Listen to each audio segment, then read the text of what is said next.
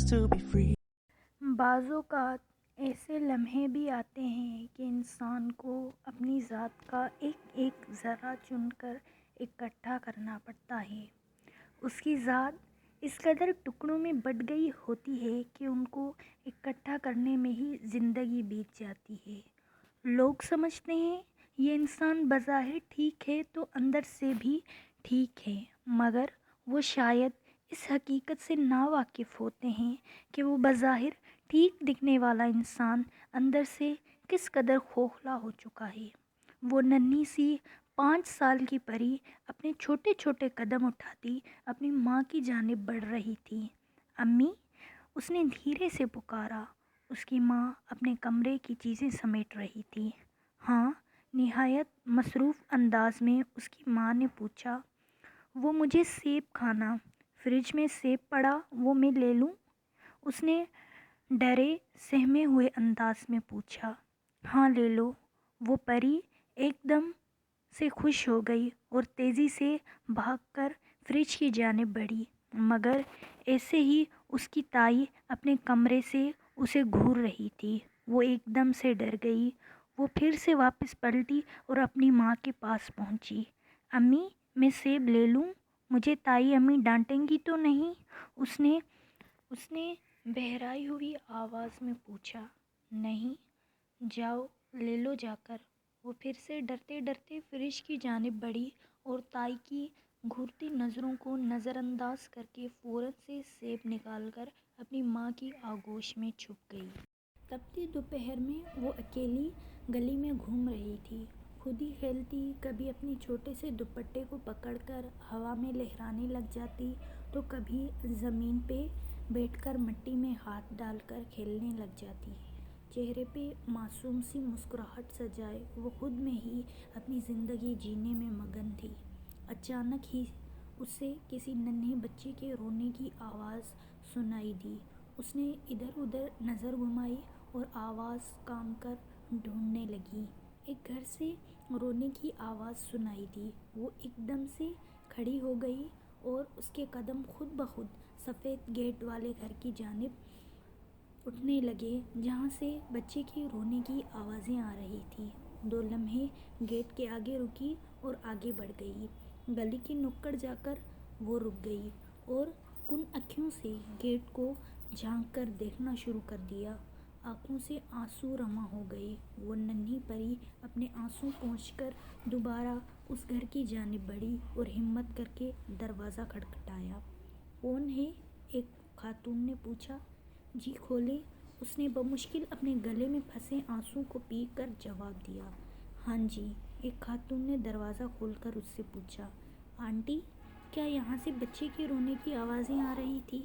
ہاں بیٹا، لیکن کیوں؟ خاتون نے حیرت سے کہا۔ کچھ نہیں، بس ایسے ہی اسے چپ کرائیں۔ یہ کہہ کر وہ وہاں رکی نہیں اور روتی ہوئی اپنے گھر کی جانب بھاگ گئی اور خاتون وہیں ہکا بکا اسے دیکھتی چلی گئی۔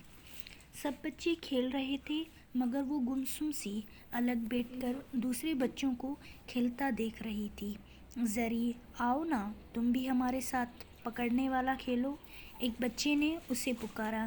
نہیں، مجھ سے بھاگا نہیں جائے گا۔ کیوں؟ بچے نے حیرت سے کہا۔ تم لوگ کھیلو، زری نے بجھے ہوئے لہجے میں کہا اور کھڑی ہو گئی۔ ارے زری، آؤ نا، سب کھیل رہے، تم بھی آ جاؤ۔ بچے نے اسے بازو سے پکڑ کر کھینچا تو زری ایک دم سے ڈگمگا گئی۔ زری، کیا ہوا؟ تم سے چلا کیوں نہیں جا رہا؟ مجھے نہیں کھیلنا، زری نے کہا اور آہستہ آہستہ چلتی ہوئی گھر کے اندر چلی گئی۔ وہ کسی کے ساتھ بھی نہیں کھیل رہی تھی۔ زری کے بھائی نے گھر بتایا کہ وہ باہر چلتے چلتے گر گئی تھی اور سہارا لے کر چل رہی تھی۔ کھیلنا بھی چھوڑ دیا تو سب کو تشویش ہونے لگی۔ زری واقعی دیوار کے سہارے سے چل رہی تھی۔ زری کی ماما اور پاپا نے فوراً اس بات کو نوٹس کیا اور زری کو پاس بلایا۔ زری بیٹا۔ جی پپا۔ زری، جو اپنی گڑیا کے ساتھ کھیلنے میں مصروف تھی، پپا کے پکارنے پر ان کی جانب متوجہ ہو گئی۔ زری، ادھر آؤ ذرا، انہوں نے اسے پاس بلایا۔ زری کے پپا نے نوٹ کیا۔ زری چلتے ہوئے لڑکھڑا رہی ہے اور دیوار کا سہارا لے رہی ہے۔ زری ٹھیک سے چلو۔ زری نے دیوار کا سہارا چھوڑا تو لڑکھڑا کر گر گئی۔ کیا ہوا زری؟ احمد نے بیٹی کو اس طرح سے گرتے دیکھ کر فوراً اس کی جانب لپکا۔ پپا وہ… زری رونے لگ گئی۔ جس بات کو وہ کئی دنوں سے چھپانے کی کوشش کر رہی تھی، آج وہ کھل گئی تھی۔ کیا ہوا زری؟ چلا نہیں جا رہا؟ احمد نے زری کی ٹانگوں کو پکڑا اور ان کو ہلایا۔ نہیں پپا، زری نے روتے ہوئے بتایا کہ وہ اپنی ٹانگوں پہ وزن نہیں ڈال پا رہی۔ احمد اگلے دن ہی فاطمہ کے ساتھ اسے ہسپتال لے گیا۔ ڈاکٹر نے معائنے کے بعد زری کو ایڈمٹ کر لیا۔ ڈاکٹر صاحب کیا ہوا ہے اسے؟ احمد نے ڈاکٹر سے جاننا چاہا۔ پولیو اٹیک، بہت مائنر سا ہے ابھی اور بالکل اپنی ابتدائی سٹیج پر ہے۔ میڈیسن اور کیئر سے یہ ریکور ہو جائے گی انشاءاللہ، ڈاکٹر نے امید بھرے لہجے میں جواب دیا۔ زری ہسپتال میں ایڈمٹ تھی۔ نرس نے انجیکشن لگانا چاہا مگر وہ کسی کے قابو میں نہیں آئی۔ میڈم پلیز بچی کو پکڑ کر رکھیں، نرس نے فاطمہ کو مدد کے لیے کہا۔ فاطمہ نے زری کو باتوں میں لگایا۔ ادھر نرس نے انجیکشن کے لیے زری کا بایاں بازو تھاما اور زری نے دائیں ہاتھ کی ایک زوردار چماٹ نرس کے منہ پر رکھ دی۔ نرس ہکا بکا منہ پر ہاتھ رکھے زری کا منہ تکنے لگی۔ زری، یہ کیا بدتمیزی ہے؟ فاطمہ نے زری کے بازو کو تھاما اور نرس بمشکل ہی اسے انجیکشن لگا سکی۔ فاطمہ نے روزانہ کی بنیاد پر زری کو ٹانگوں پر مالش کرنا شروع کر دی۔ چند دنوں کی کیئر سے زری ایک بار پھر نارمل ہو گئی تھی۔ زری وہ گہری نیند میں تھی کہ کسی نے اسے بری طرح جھنجھوڑا۔ کیا ہے؟ نیند میں ہی اس نے پوچھا۔ ہم نانو کی طرف جا رہے ہیں، تم نہیں جاؤ گی؟ زویا نے اس سے پوچھا۔ نانو کی طرف؟ وہ ایک دم سے اٹھ بیٹھی۔ مجھے بھی جانا ہے، زری نے فوراً سے کہا اور چارپائی سے اترنے لگی۔ زری سو جاؤ، تمہاری طبیعت ٹھیک نہیں ہے، زری کی مما فاطمہ نے زری کو دوبارہ چارپائی پر لیٹاتے ہوئے کہا۔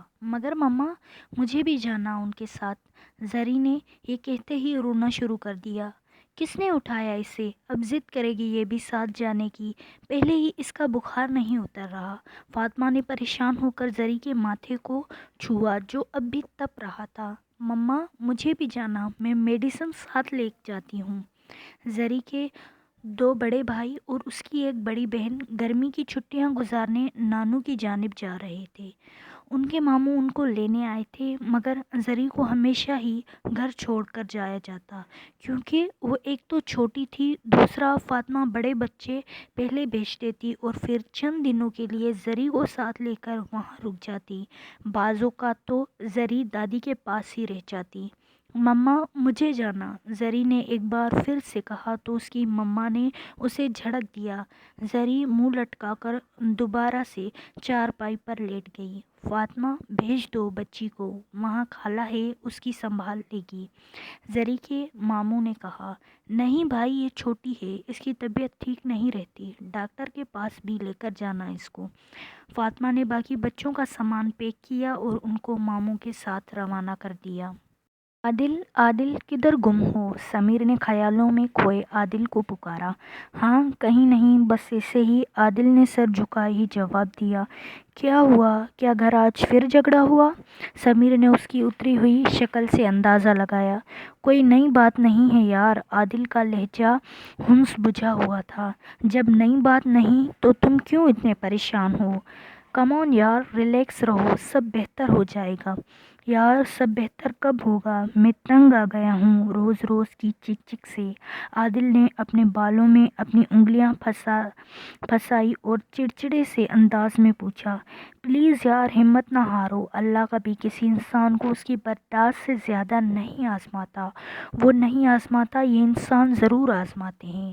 اچھا بتاؤ کیا ہوا ہے اب؟ سمیر پوری کوشش کر رہا تھا اپنے دوست کی پریشانی کم کرنے کی۔ یار ہونا کیا، وہی روز کا تماشا، لوگوں کے گھروں کی لڑائیاں، لڑائیوں کو ہمارے گھر ڈسکس کیا جاتا اور اینڈ پہ موم ڈیڈ آپس میں ہی لڑ پڑتے ہیں، یعنی حد ہو گئی ہے۔ اولاد جوان ہو گئی ہے پر یہاں ان کا ڈرامہ نہیں ختم ہو رہا۔ بچپن سے یہی سب کچھ دیکھ رہا ہوں، مجھے تو لگتا یہ سب کچھ دیکھتے ہی میں نے قبر میں اتر جانا۔ عادل نے اپنے دل کا تمام غبار نکال کر سمیر کے سامنے رکھ دیا۔